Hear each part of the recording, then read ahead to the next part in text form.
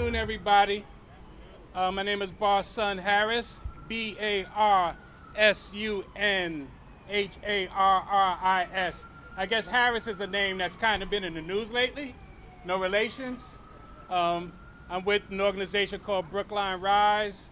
I've been partnering with Mr. Zaki Smith from Next 100 on this amazing initiative, which is to end using art, using murals to bring attention to the End Perpetual Punishment movement. End Perpetual Punishment is a movement that's designed to bring attention to some of the collateral consequences that formerly incarcerated are experiencing. And you're going to hear more about that today from many of our assembled guests. But first, I think it's really important for us to hear from the man who birthed this idea and who is bringing it forth into fruition. We're going to hear from Zaki Smith.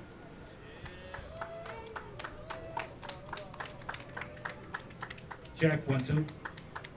Wow, yep. Thank you. Thank you so much for everybody coming out this afternoon.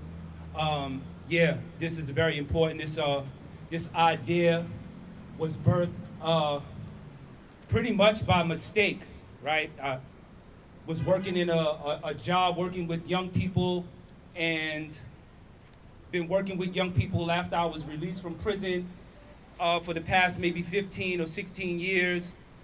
And then out of the blue was subsequently fingerprinted just randomly after working in a high school in the state of New Jersey for about 4.5 years, creating impact, modeling the program and what I was doing in other schools, and subsequently fingerprinted by the state of New Jersey, and was told after my fingerprints was returned that I could no longer work in a high school in the state of New Jersey.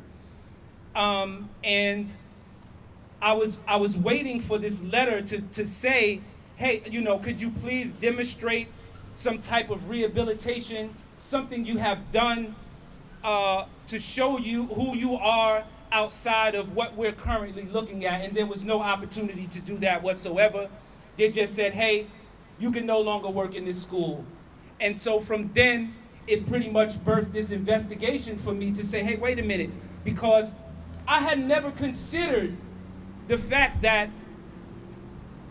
upon pleading guilty to any sentence, I never considered that me pleading guilty to 1 to 3 or 2 to 4 or 5 years or whatever my sentence was, I never considered the fact that the life sentence of perpetual punishment after I had finished my time would be something that would affect me more severely than actually being in prison did. And so it sent me on this journey to question, wait a minute, I was never sentenced to life. I never received a life sentence, but in essence, I received a life sentence, and the 70 to 100 million formerly incarcerated individuals that exist in this country experience this same punishment. And so it's taken me on this journey to say no more. We have done our time is over. We have paid our debt to society. After we have finished our time, what other debt do we owe? And so it has birthed this project, and I'll go into a little more detail about it, but we want to get some other folks up to speak as well. And so with that, I'm going to bring Mr. Harris back up to introduce our next speaker. Thank you.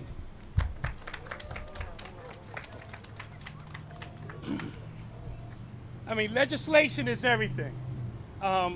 All movements, any meaningful legislation comes from a groundswell of support at the grassroots level.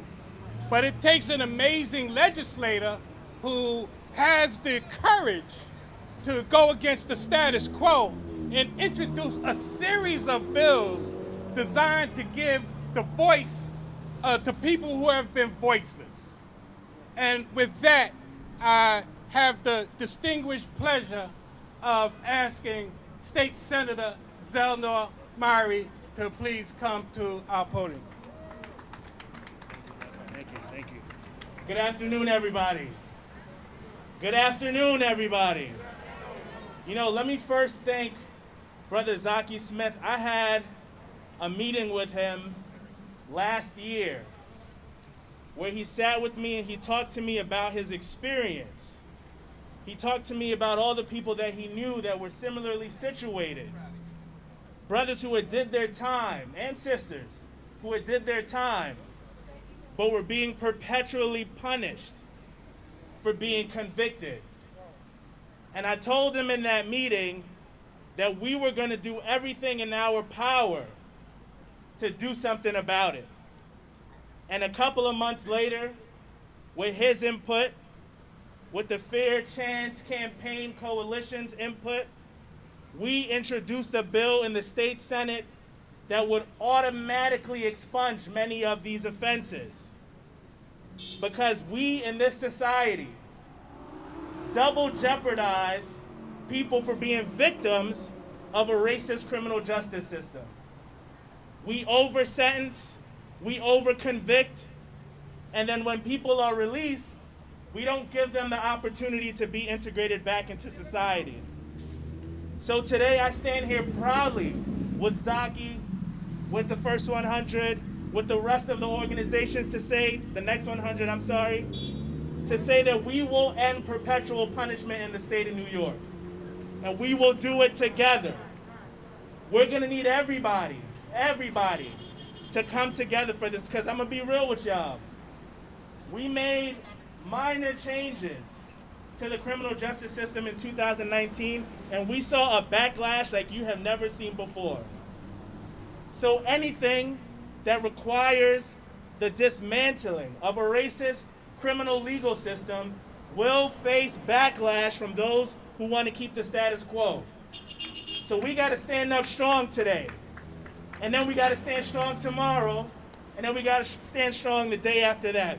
So Brother Zaki, I am with you. I'm with this entire coalition. And let's get these bills passed and send them to the governor's desk. Thank you very much, everybody.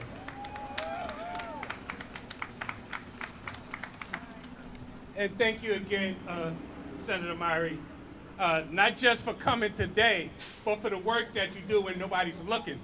You know, the amazing amount of bills, the focus that you have to reform the criminal justice system is absolutely amazing, and it's inspirational. So thank you. Also, I want to give thanks to Brother Hassan Habib from Medina. They are the ones who have donated this wall. As we were going around trying to find walls, not everybody was receptive, especially when we shared the mock-up. You know, it wasn't a lot of feel-good art. This is not feel-good art, but it's art that will evoke conversations, and it's art that will bring attention to some issues that people would love to remain silent. So I admire, and I hope that businesses will follow suit, because as we go through this part of Brooklyn, there's not too much art from the grassroots level that can spur activism and create change. So again, we just want to honor you, Brother Habib, and Medina Corporation for donating this wall, and we just hope that many others will follow suit, because we're looking for more walls.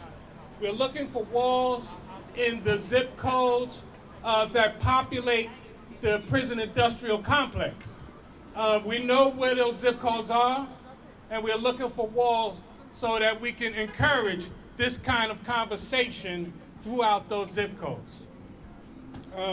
So next, I'd like to invite our Borough President.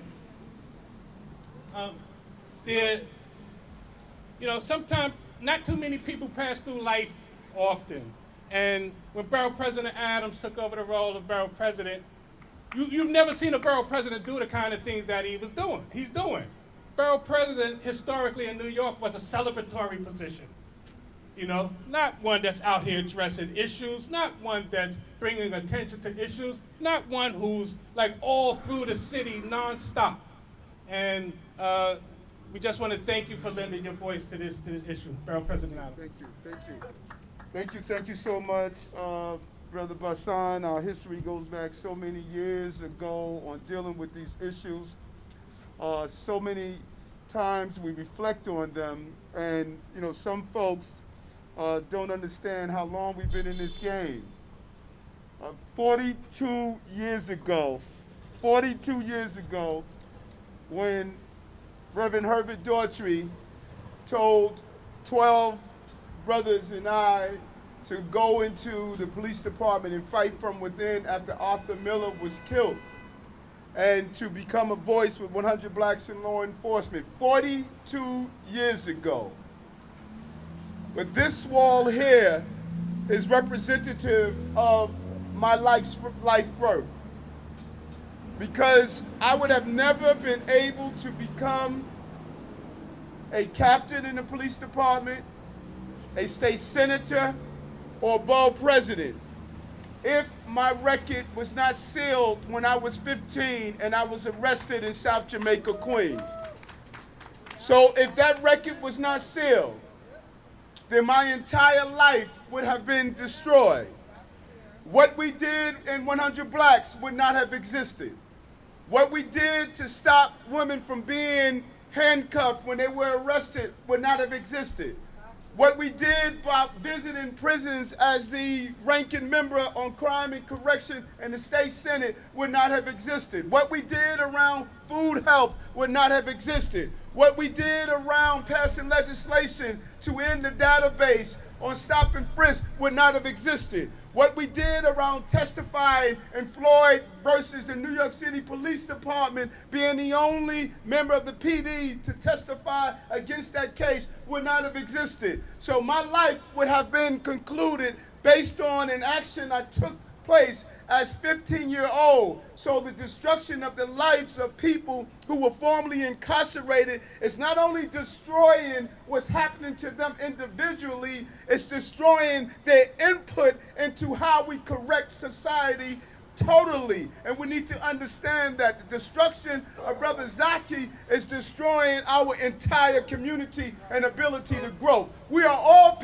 impacted by the destruction of his life. When you pay your debt to society, you should not be in debt while you're in society for the rest of your life. That's what this wall is about. That's what this movement is about. And so there's a clear connection between those who are formerly incarcerated. The numbers are clear. The unlikeliness to be employed, the likeliness to be reincarcerated, the unlikeliness to be able to graduate from college, the likeliness to be homeless, the unlikeliness to be able to have some position of moving up through the system. And so you see the internal destruction of the lives of these individuals. What Brother Zellner is doing is so important, of using our legislative arm to correct the institutional racism that's in our criminal justice system that allows the profit of inequities that takes place. Dysfunctionalities in our city leads to the profitability of those inequities that continue from communities to communities to communities. So I'm proud to reach out to my brother Habib when Brother Bassan called us and said, can we find a wall? Brother Habib, come here, brother. Come on, let people see you. Right. Come on, brother. Give the example. You know, because we often believe that this battle, Brother Zaki, come here, Zaki, stand next to this brother. We think this battle is only a battle that black men are fighting for. No, Brother Habib, when I called him after Brother Bassan called me, I called Brother Habib and said, we needed your wall to put this mural up. He did not hesitate, because coming from his community, folks, after 9/11, his community was devastated on Coney Island Avenue. When I met with the community on Coney Island Avenue, waking up in the middle of the morning, couldn't find their sons. Their sons were ripped from their community. And when I met with them over 20 years ago and sat down with them, that relationship stayed. And so we were able to call him. And brother, he's here and gave you this wall because he identifies what it is to be persecuted and prosecuted continuously in a country that you are a part of. And so we need to see the faces of the diversity that's behind this movement. Decent people from every community are part of the movement that we're seeing to make life safe for all of us. So I thank you, brother. I did not want this day to go without acknowledging what you did. And this brother is your brother. You are our brothers. And it's about the brothers from justice. So thank you so much, brothers. Let's keep moving this issue forward. Thank you, Senator, for this important legislation. Councilman, for being here with us. Let's keep moving forward. Thank you very much.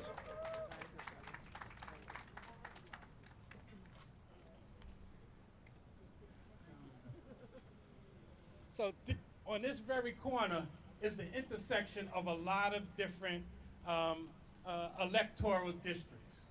And one of these districts is now being, in the city council, is being managed by none other by the Mr. Robert Cornigan. Please.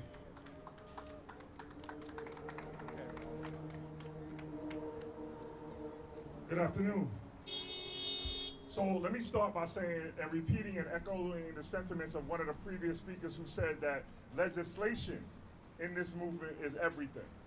So I had a little sidebar with Senator Myrie to offer him the opportunity for us to do companion legislation. So what he's doing on the state level, we're gonna pick up on the city level. Now, while I'm here, because this is my district, I think it's important that people know that I went from working on Rikers Island to the city council because as the director of social services there, I saw that there were no real social services being offered. No real social services that would reintegrate people at the level necessary to be successful back in the community. Now, I was given an award while I was there because I took the social service delivery model that they had, which was, I worked in 95. And anybody who's been or visited or know 95 is one of the largest facilities on Rikers Island. And in order for you to see social services, you had to get 2 escorts from officers to get to my office. And the likelihood of that happening was slim and none. When I got there, they were taking the slips that were dropped and logging them into the logbook as if inmates had been seen. And so what I did was offer the deputy warden of programs the ability for me to go into every single housing area and deliver those services. And it was my pleasure to not make inmates try to get their way to my office, but to go see them. Unfortunately, what happened was the other folks who held my position complained because they didn't want to be in the housing areas. And they withdrew that program. So that is a job, it's the only job in the history of my family that we've ever quit. And I quit that job so that I could start another job, which was advocacy on the policy level around ending perpetual punishment. So I'm here to say that you have an ally in the city council. I'm the only person in the city council who's actually worked in corrections and understands what that actually looks like, and who understands that the rate of recidivism can only be reduced if we commit ourselves both through legislation and policy, but also through art. Art has always been a catalyst to change. So anytime anybody rides through here, they gotta look at this and Google it and figure out what it means. So you're about to have way more advocates than you ever imagined. This right here, unfortunately for us, is a slow down corner. So you gotta slow down to get through here. You can't speed through here. And while you sit here, you gotta look at this art as a catalyst to change. So I want to thank this organization. I want to thank Zaki. I want to thank everybody who's involved with elevating this message that you should not have to pay your debt to society for the rest of your life. The idea that you were charged with a crime, that you should be able to reintegrate yourself into society, and now being given a life sentence is something that's intolerable. So from the city council level, you have an ally. We're going to be, Senator Myrie, we're going to be working together on some companion bills that make sure we shore up every opportunity to undergird this movement. Thank you. Thank you, man. I appreciate you. Yes. So So the goal of all of this is to really allow formerly incarcerated to be formally incarcerated. You know, not to be punished into perpetuity, not to receive these sneaky life sentences, but to actually create an opportunity for them to become tax-paying, contributing members of the society after their debt is paid. After their debt is paid. There should be no trickery involved. When somebody applies for a NYCHA apartment, they should not say, well, after you did your 5-year sentence, because there's some collateral consequences that you now have to experience, well, after you paid your debt to society. We're saying no to that. We're saying no to when you go for your extermination license or any other job-related licensing, after you complete the coursework and now you go to the state boards and you submit your paperwork, and now you're going to be told no because of something you did as a child, or something that the whole other person no longer exists. And this prevents you from reintegrating fully back into society. We're asking for a clean slate for people that have demonstrated have had no more context, who have met certain criteria. We're asking for automatic expungement for these individuals. Speaking of clean slate, I'd like to invite Brother Avery Bazell from the Clean Slate, from the Community Service Society, to talk a little bit about the work of Clean Slate. Appreciate it. Good afternoon, everybody. Come on, good afternoon, everybody. First, I want to congratulate my brother Zaki on this beautiful mural right here. He talked about this a year ago, talking about it going all over the city, and this is just the beginning. New Yorkers, throughout our state, 1 in 3 New Yorkers have a conviction record. Why? Because of over-policing, because of over-prosecution, and because of racial injustice, not only in this state, but in this country. Because the 1 in 3 average in New York is the same average across this country. And we're coming together to push for automatic expungement. We want to thank Senator Myrie for the legislation that he's put. Clean Slate New York is a statewide coalition and campaign to push for automatic expungement. Why? Because folks have already done their time. Folks have barriers to education, folks have barriers to housing, folks have barriers to a job, and now in the midst of a pandemic, when folks already have been discriminated against because of their record, they're going to be up against and in competition with everybody that's trying to get employment, right? And we tell folks, once you've done your time, you should get a job. How can they get a job if they're getting discriminated against? You should get an apartment. How can they get an apartment when they can't even get a job to pay for it because of their record? It's ridiculous. So today is just the beginning. We're going up to Albany in January to do more, because we know that the record in a state like New York that claims to be progressive, our criminal justice reform is not progressive. So if New York wants to talk, they better talk the talk and they better walk the walk. So we thank Senator Myrie for the legislation. We ask that you follow Clean Slate New York on our website. We're having listening sessions across the state because this is a statewide movement. This is a nationwide movement. And while the nation is pushing for Clean Slate, New York is going to be #1 in Clean Slate. So follow our movement today. I thank you for your time. Thank you.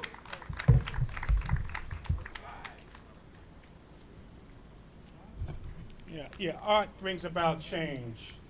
Art can bring about conversation, it raises awareness, it educates, it informs, it gathers people who normally wouldn't pay attention to an issue if it was communicated traditionally. Art brings about change. So it is pure genius for Zaki to combine his two passions, art as well as criminal justice reform. That's pure genius. And I ask you to look closely at the image there. Look very closely at the face of the image there. Did that look familiar to anybody? And he even had the courage to, he wanted the first mural to have his face up there, as he is the face of the End Perpetual Punishment movement, because it is in fact a movement. But growing up here, I've also had the benefit of watching a lot of politicians move from various positions, from being district leaders, and just climbing the ladder and staying focused. I had the honor of watching our now assembly person, Tremaine Wright. Can you please bless us?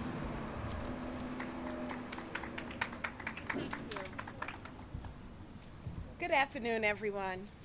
I am really happy to stand here with us as we kick this off here in Bedford-Stuyvesant, where so many of our neighbors have had unnecessary interactions with police that have marred their records and are preventing them from getting the things that they need. And then I also want to say that it's also a community where we've had people that have had interactions with the police and with the criminal justice system, and it has barred them from living their lives fully once they've re-entered society. I first began this work probably, almost 2 decades ago. I'm a lawyer, as many of you might know, and I used to work on a nonprofit project. It's the Rosen Singer's Incarcerated Women's Law Project. And one of the problems we faced is that women were facing termination of their legal rights before they could even get out of prison. What we were doing was effectively dismantling Black families, Black lives, and creating a system where we were sending our children into foster care and adoption and breaking up homes.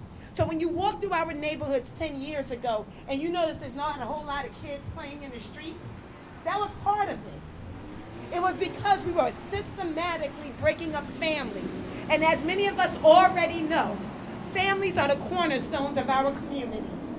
So this is the work that we have to do to get rid of all of the policies that effectively dismantle your ability to come back home, to connect, to stay connected to community, to build your family, to keep them protected, to make sure that they don't miss any of the opportunities that you want them to have. That's what this is about. This is the work that we're doing in the state legislature, and I want to applaud my senator for bringing this legislation forward, because what we've been doing slowly is trying to correct some of the wrong policies, like stopping the termination of parental rights, like giving those who are incarcerated that complete their college education actual credit for it. What we've been trying to do is put things in place that allow people to build their lives back. But we realized they came out, and what we do is put a big boulder in front of them. So now it's time to chip away at the boulder, to get it out the way, and make sure that our communities come back whole, that we're able to support one another, that we're able to support our families, and that we're able to say that everybody gets to be a full participant in this society. This is our community, it's for us, and we want to make sure that we have opportunity to return to it and to be an actual part, not sitting on the sidelines looking in. So I'm the chair of the Black Caucus in the New York State Legislature. We have been doing criminal justice reform over the past 10 years in the state legislature. We have we've pushed back bail, we've raised the age, and now it's to make sure people have an opportunity that when they come home, they are full participants in our society. So thank you for the good work you're doing. Thank you for allowing us to be a part of it. And of course, Bed-Stuy needs to be the home that's celebrated. So we're glad that the art is here. I'm glad we slowed down. As you all see, we got a nice stop sign here. So the message is about to get out. Thank you. Okay. I'm gonna ask Brother Zaki to come back up here. Again, remind me of Russell Simmons at the end of the Def Jam. Call him up here. Thanks for coming out. God bless. Have a good night. So if there's any questions, maybe you have a question. Can all the elected officials please come back for a couple seconds? If there are any questions about next steps, Zaki talk a little bit more about information he wants to share about the movement, and we'll go from here. Yeah, before I go any further, and while perpetual punishment has not affected me in some areas in terms of actually having employment, and so that I can continue to have employment, I want to make sure that I thank the individuals that is responsible for supporting me through this entire movement. Without question, Next 100, Next 100 has been a major, major support in making this happen. I have never heard the word no from Emma, my boss, with her twins. We connected immediately on an interview once we said we had twins, and it was like, yes, I got the job. You know what I'm saying? Twins, good looking, Asla and Zanera, word, you saved me. But no, just want to thank Next 100 and TCF, the Century Foundation for supporting me, and even creating such a position, right? Creating a position that allows individuals to pursue the policies that they are passionate about that directly impacts them, right? And so to create something of that nature is pure genius. So to have me in this space to pursue what is directly impacting me is amazing. And so I thank Next 100 and TCF for all that they have done and will continue to do. Why isn't the conversation about prison reform happening directly in East New York, in Tilden houses, in Cypress Hills, right here on the corner of Nostrand and Fulton?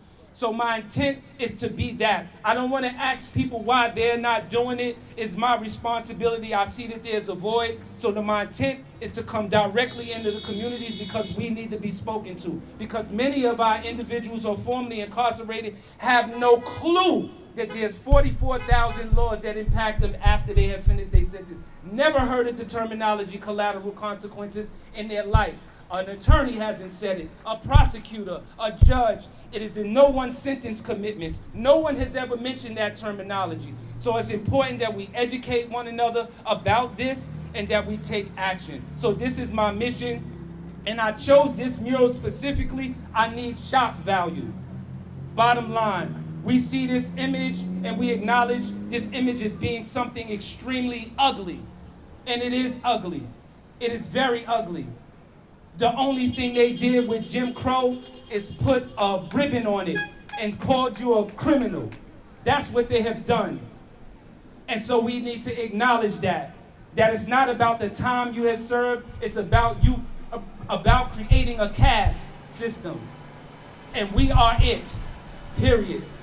And so with that, any questions that you all may have, any questions from news reporters or what have you, I'll be happy, or any elected official will be happy to respond as we can. Good, I mean, you did a good job. Oh. Wow, no questions? More experience, because policing must be predictive and preventing retaliatory shootings and identifying the known shooters. We have no sure that we have a real push to stop the flow of handguns in our city.